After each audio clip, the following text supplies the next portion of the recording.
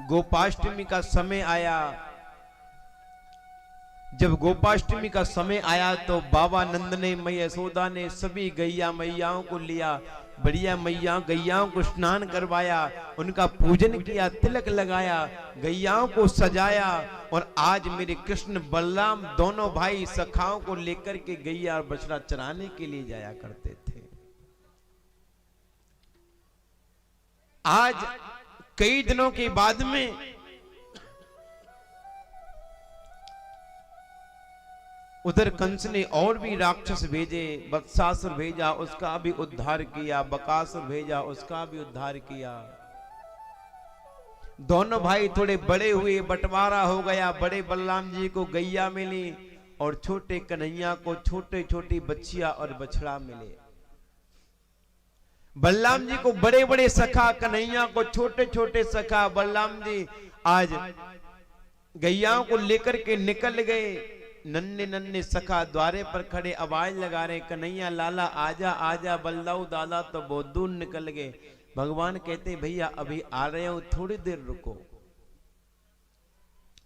क्योंकि आज मैया ने लाला को बढ़िया नहलाया, धुलाया, सजाया। मैया ने मुकुट आज लेकर के लाला के माथे पर मुकुट बांध दिया, पैरों में पादुका पहना दी। लाला तू ऐसा मत जाया करे, पैरों में पहन के जाया कर, अरे रास्ता में बहुत सारे कांटे कहीं लग गए तो। आज भगवान विचार करते करते बोले मैया तू एक बात बता, हमारी गैया ने कभी पन्हैया पहनी है का जो हम पहने?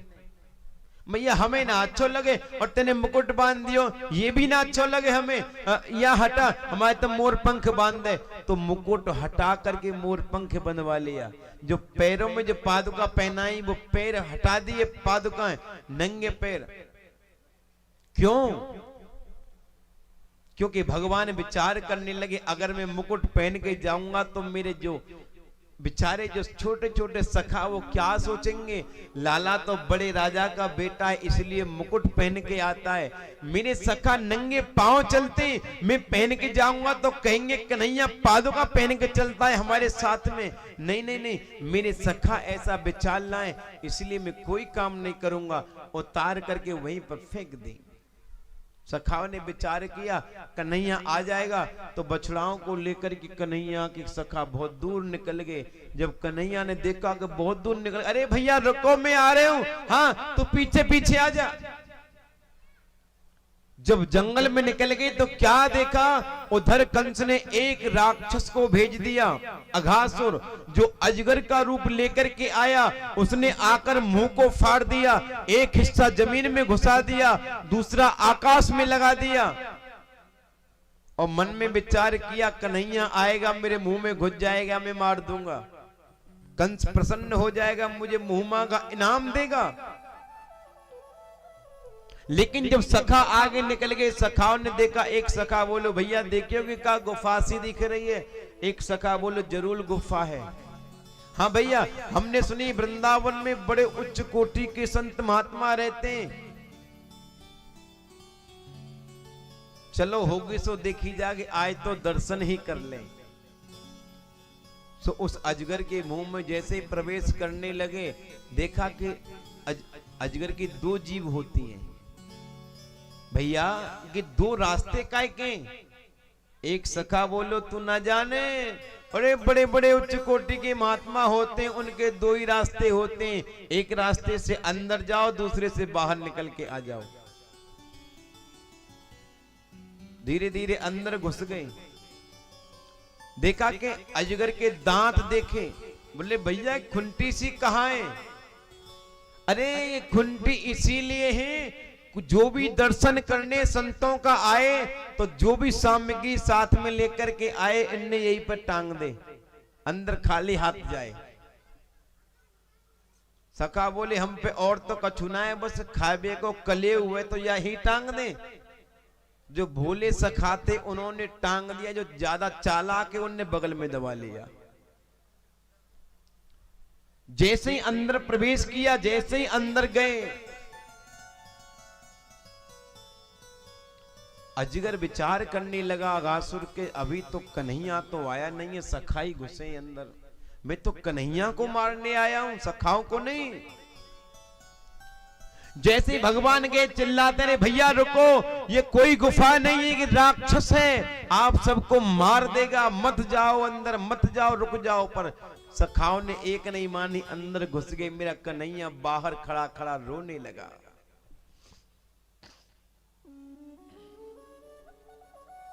रोते रोते मेरे गोविंद विचार करने लगे रे, कंस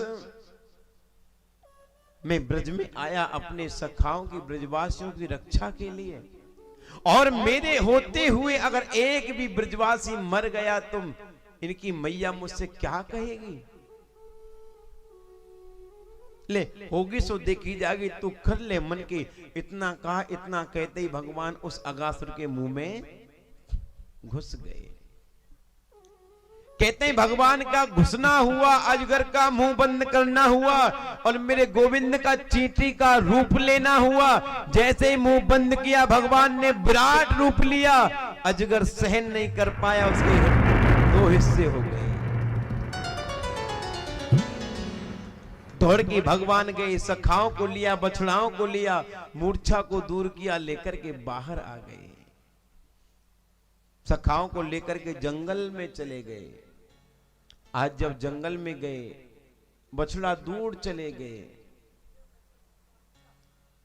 आज भगवान ने कही भैया लालाओ देखो, तुमने आज बहुत जल्दी जल्दी करी, कन्हैया आजा आजा आजा, और तुमने आज मोकू कछु खाने भी नहीं दियो। मोकू बड़ी जोर से भूख लग रही है, ला कछु हो तो मैं खाए भी के ताई दे दे।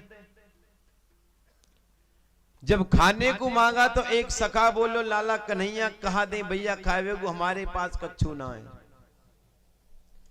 अरे भैया कछु तो होगो ना लाला, कछु ना है हमारे पास, जो भी कछु खाए के ताई है तो हमने तो वहीं टांग दियो खुंटीन पे, हम पे कछु ना है। एक सखा बोलो लाला कन्हैया चिंता मत करें, मैंने दवाई लियो बगल में, मेरे पास में है, अब बैठ। तो सभी सखा बैठ गए, बीच में कन्हैया को बिठा लिया, और जो सखाओं ने बगल में दुबका लिया था कलेव भोजन, उन्होंने निकाल के सामने किया, ले कन्हैया तू एक पकौड़ी खा ले। ना लाला पकौड़ी ना, तू तो कचौड़ी खा। ना लाला तू तो ले थोड़े चावल खा ले। लेकिन आज मेरे गोविंद को तो कुछ और ही मंजूर था। भैया आज मैं तुम्हारे घर को कछु ना खाऊंगा। क्यों? अरे तो को भूख लग रही है, खा ले, और काओ पे कछु ना है। भैया भले काओ पे कछु ना हो, पर आज मैं कछु खाऊंगा तो या मधमंगल के घर को खाऊंगा, अन्यथा मैं कछु ना खाऊंगा। जैसे ही पाठ में बैठा था एक मधमंगल, जैसे ही उसका नाम लिया मधमंगल खड़ा हो गया। लाला तू मेरे घर को खावेगो? हाँ भैया, लेकिन मेरे पास तो कछु ना है। पर कन्हैया तू चिंता मत कर, मैं अबई गयो घर, और अबई तेरे ताई खावे के ताई लेकर के आयो। इतना कहा कि इतने में तो मधमंगल खड़ा होकर के दौड़ पड़ा अपने घर की तरफ। दौड़ा दौड़ा दौड़ा दौड़ा, जब घर में गया आवाज लगाई, मैया मैया मैया मैया तू कहाँ है? अरे मैया ने बाहर कुआ, अरे मैया तू कहाँ है? बहुत देर तक आवाज लगाता रहा, बहुत देर आवाज के बाद में अंदर से आवाज आती है, अरे भैया कौन है? अरे तू चिल्ला रहे हो भैया कौन है, क्या बात है? अंदर कुआ। मैया मैं, अरे तेरा बेटा मधमंगल। मधमंगल तू? अरे बेटा बड़े दिनों के बाद आया है, आ मेरे पास आ। मधमंगल पास में गया। लाला तू ठीक है?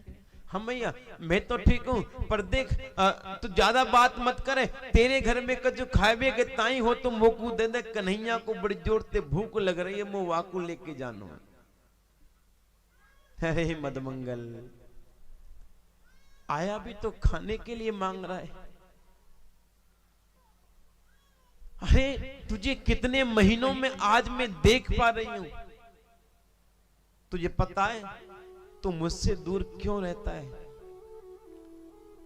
जिससे कि तुझे खाने को मिलता रहे। अरे मेरे घर में खाने को कुछ नहीं है। अरे मैं और तू दोनों भूखा मरा करते थे, भूखा रहा करते थे। वो तो दया आ गई यशोदा को, उसने कह दिया अरे प्रभुताने तू अपने बेटे को मेरे घर छोड़ दे।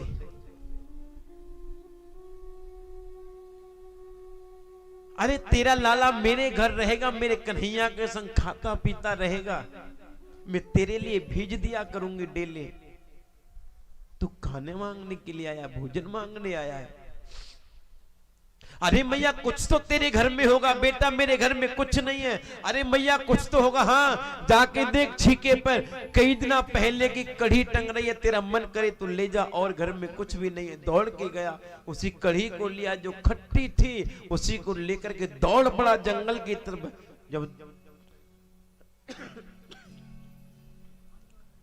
जब दौड़ा दौड़ा जंगल में गया, क्या देखा सामने कन्हैया, बीच में एक झाड़ी आ गई।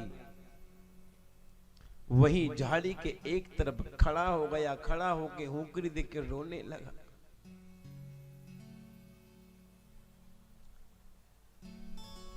और हुकरी देख करके रोने लगा।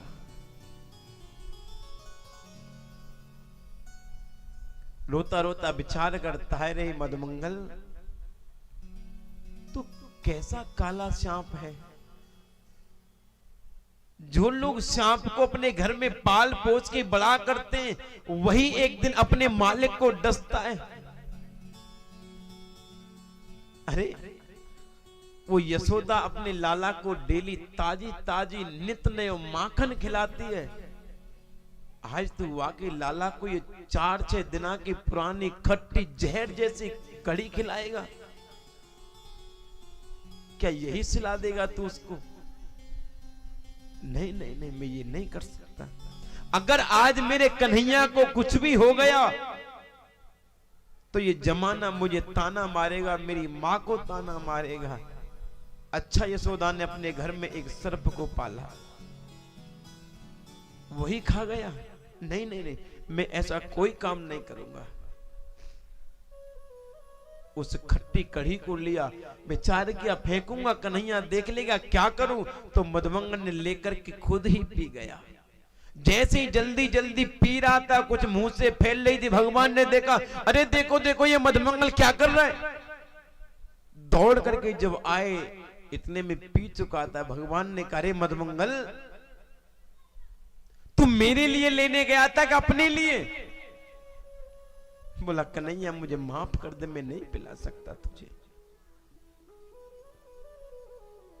अरे ये कई दिनों की खट्टी थी। भगवान ने कहा तो क्या हुआ, मांगी तो मैंने थी। लाला तुझे कुछ हो जाता तो मैं क्या जवाब देता? भगवान ने कहा ठीक है, जो तुझे लगा तूने किया, अब जो मुझे लगेगा वो मैं करूंगा। भगवान मधुमंगल के पास में गए, जो मुंह पे जो कड़ी जो मुंह सन रहा था, जो फैल गई थी, आज मेरे गोविंद उसी को चाटने लगे। आज मधुमंगल के जब मुंह को मेरे गोपाल चाटने लगे, ब्रह्मा जी ऊपर से देख रहे थे। देखते देखते बुद्धि चकरा गई, ये कोई परमात्मा नहीं हो सकता, ये कोई बहरूपिया है। परमात्मा कभी किसी का झूठा नहीं खाता, ये बहरूपिया है। आज इसकी परीक्षा लेकर के देखूंगा। ब्रह्मा जी आए, बछड़ाओं को लेकर के ब्रह्मलोक में ले गए। भगवान ने कहा भैया देखो हमारे बछड़ा बहुत दूर निकल गए, तुम रुको मैं लेकर के आऊं। भगवान जब बछड़ाओं को इकट्ठा करने गए, ब्रह्मा जी आए, सखाओं को लेकर के चले गए। इधर सखा नहीं, उधर बछड़ा नहीं, भगवान रोने लगे। भैया मधुमंगल, श्री दामा, आशुतोष, अरे कहां गए आप? इधर से उधर देखते हैं, जब कहीं नहीं देखे रोने लगे। ब्रह्मा जी ऊपर से देख के हंसने लगे। देखो देखो, मैं तो पहले ही कह रहा था ये कोई बहरूपिया नाटक कर रहा है। आज भगवान ने जब ध्यान लगा के देखा तो भगवान ने कहा अच्छा ब्रह्मा तू मुझसे नाटक कर रहा है? अरे मैं यहां ब्रज में लीला करने के लिए आया हूं, तू नाटक कर रहा है मुझसे? आज भगवान ने एक मुस्कान जैसे ही भगवान के चेहरे पर आई तो भगवान ने उतने ही तो अपने सखा प्रकट कर दिए और उतने ही बछड़ा प्रकट कर दिए। और बड़े भाव से बछड़ा आ रहे हैं, घर जा रहे हैं, सखा अपने अपने घर जा रहे हैं। एक दिन क्या हुआ, बलराम जी ने कहा कन्हैया मैं क्या देख रहा हूं, क्योंकि बलराम जी जहां नजर डाल के देखे वहां कन्हैया ही दिखे, दूसरा कोई दिखे ही ना। अब बछड़ा भी कन्हैया, सखा भी कन्हैया। भगवान ने कही बलदाऊ दादा ब्रह्मा लीला कर रो, नाटक कर रो मोते। 1 साल तक चलता रहा। 1 साल बाद ब्रह्मा के मन में आई, चल के देखो सही बहरूपिया क्या कर रहे हो। ब्रह्मा जी फिर जैसे ही आके देखा तो यहां तो उतने ही सखा उतने ही बछड़ा। अब ब्रह्मा जी की बुद्धि चकरा गई कि मेरे पास थे वो सही वाले कि गिस सही वाले, असली कौन से इनमें थे। कहीं ऐसा तो नहीं जब मैं आया तो वो भी आ गए हो, चल के देखूं सही। ब्रह्मा यहां ब्रह्मा देखने के लिए आए, इधर मेरे गोविंद ब्रह्मा बन करके ब्रह्मलोक में पहुंच गए। और द्वारपालों से कहा आजकल बहुत बहरूपिया घूम रहे हैं, ध्यान रखना मेरे जैसा कोई दूसरा आए तो पकड़ के उल्टा टांग देना। कि ठीक है प्रभु। अब ब्रह्मा जी जब घूम के जैसे ऊपर गए, द्वारपाल बोले आज ही कह रहे थे हमारे स्वामी कि बहुत नौटंकीबाज घूम रहे हैं बहरूपिया, और आज ही आ गए। तो ब्रह्मा जी को पकड़ के उल्टा टांग दिया। ब्रह्मा जी बोले क्या कर रहे हो, मैं तुम्हारा ब्रह्मा हूं। बोले चुप, हमारे ब्रह्मा अंदर बैठे पहले से। ब्रह्मा जी ने ध्यान लगा के देखा तो क्या देखा, भगवान बैठे बैठे बंसी बजा रहे हैं। भगवान ने कहा ब्रह्मा कैसा रहा। अरे तूने मेरे बछड़ा चुराए, सखा चुराए, मैंने तेरा ब्रह्मलोक ही चुरा लिया। कि बने प्रसिद्धम नवनीत चोरम गोपांगो नाना चुदकोल चोरम। अनेक जन्मा चित पाप चोरम चौराग्रगण्यम पुरुषम नमामि। भगवान ने कहा मैं तो जन्म जन्मांतर का चोर हूं। अब तक माखन चुराता था, गोपियों के हृदय को चुराता था, आज तेरा ब्रह्मलोक भी चुरा लिया। ब्रह्मा जी ने कहा मुझे नीचे उतारो। द्वारपाल ने नीचे उतारा, हाथ जोड़ के बोला कि मुझे एक बार ले जाके अपने मालिक से मिलवा दो। जैसे ही द्वारपाल लेकर के गए, देखा कि अंदर कोई नहीं है। भगवान सखाओं को लेकर के और बछड़ाओं को लेकर के आ गए। आज ब्रह्मा जी 40 श्लोकों में भगवान की स्तुति करते हैं, प्रभु मुझे माफ कर दो, मुझसे बहुत बड़ा अपराध हो गया। लेकिन भगवान ने कहा ब्रह्मा मैं तुझे कभी माफ नहीं करूंगा। अरे मैं जिन ब्रजवासियों के लिए अवतार लेकर के आया, तूने 1 साल तक मुझे मेरे ब्रजवासियों से दूर रखा, तुझे माफ नहीं करूंगा। भगवान ने माफ नहीं किया। 1 साल बाद आज आकर के सखा अपनी मैया से कह रहे मैया मैया मैया आज कन्हैया ने अगासुर को मार दिया। मैया कह रही है तुम है गए हो बाबरे, अगासुर मरे तो 1 साल है गई, 1 साल पहले ही मर गो वो तो। अरे ना मैया अब ही मरे हुए। मैया बोली रंदो तुम बाबरे है गए हो, ठीक है जाओ छोड़ो। बेचारे इन्हें यही ना पता कि 1 साल तक हम ब्रह्मा जी के पास ब्रह्मलोक में थे। विभिन्न प्रकार की लीलाएं मेरे गोविंद ब्रज में रह करके करते हैं और अपने ब्रजवासियों को, अपने सभी गोपियों को रिझाते हैं।